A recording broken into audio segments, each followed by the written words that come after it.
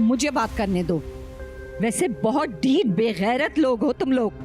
अपनी बेटी को जहेज तो दिया नहीं तुम लोगों ने। वैसे मैंने अब फैसला कर लिया है, तुम लोग अभी के अभी हमें 10 लाख दो, वरना अपनी बेटी को रख लो। अरे अरे, ये क्या बात हुई? मैं तो उसे 1 रुपया नहीं दूंगी। वैसे अब पता चला कि तू इस गंदी नीयत से आई है यहाँ। बीबी, मेरी नीयत गंदी नहीं थी, मैं खुद रिश्ता लेकर आई थी, लेकिन नहीं, तुम्हारी बेटी खुद भाग गई। सीधे सीधे 10 लाख दे दो ताकि हम कुछ सामान खरीद लें, वरना जहेज दे दो, बात खत्म। ए बीबी, मेरी बेटी ना खुद से भाग कर नहीं गई थी, तेरा बेटा भगा कर ले गया था। और मैं तो उस भगौड़ी को एक फूटी कौड़ी ना दूं। ज़ीनत! अम्मा प्लीज इस वक्त तो खामोश हो जाए। देखिए, आप तमाशा मत खड़ा करें, आपको जो पैसे चाहिए मिल जाएंगे। आप अभी रस्में कीजिए। हम क्यों देंगे? आप खामोश रहें, आप कीजिए प्लीज। साजिद, मेरे ख्याल में रुखसती की तैयारी करते हैं। पैसे कब तक देंगे? मेरे बेटे के अकाउंट में ऑनलाइन कर दें।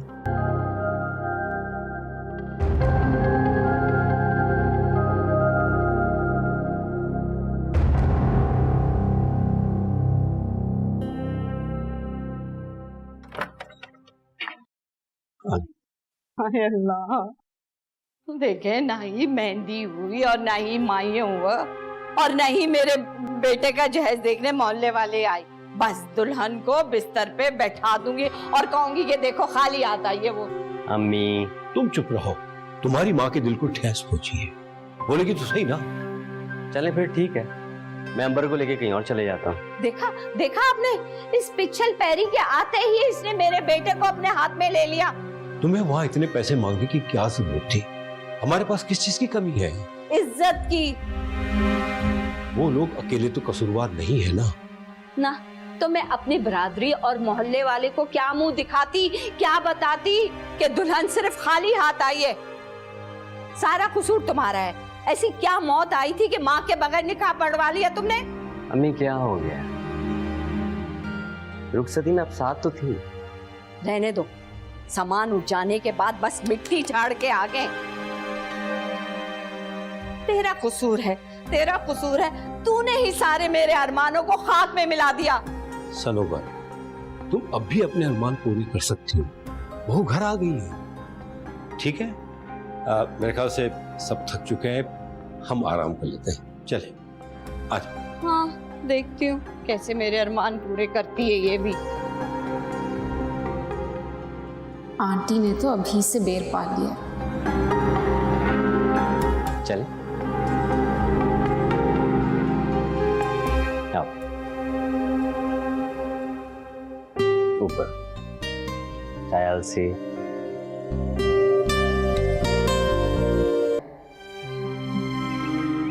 बेटियों के नसीब भी इन दीवारों जैसे, जिनका पता ही नहीं चलता कि इनके पीछे क्या है।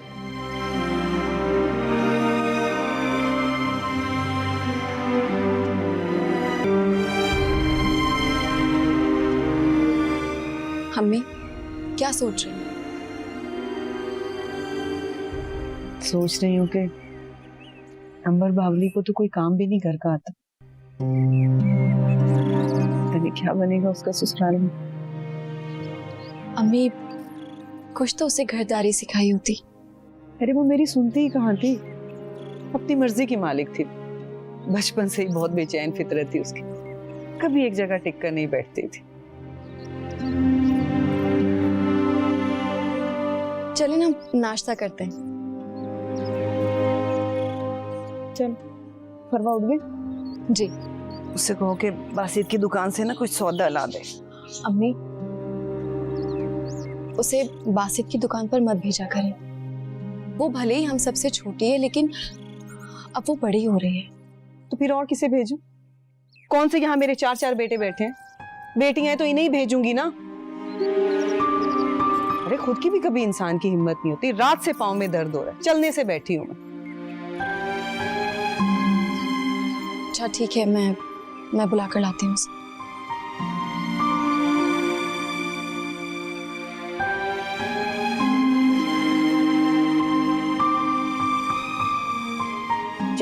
her view of central London.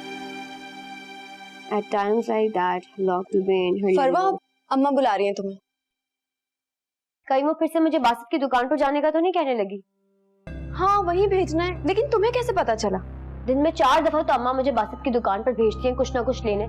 आपको पता है कि बासित की दुकान पर कितना ज्यादा उधार चढ़ गया है?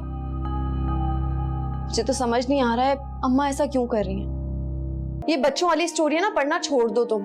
खजाने ऐसी फजूल में हाथ नहीं लाते। तो फिर कोई सोने का अंडा आ गया होगा।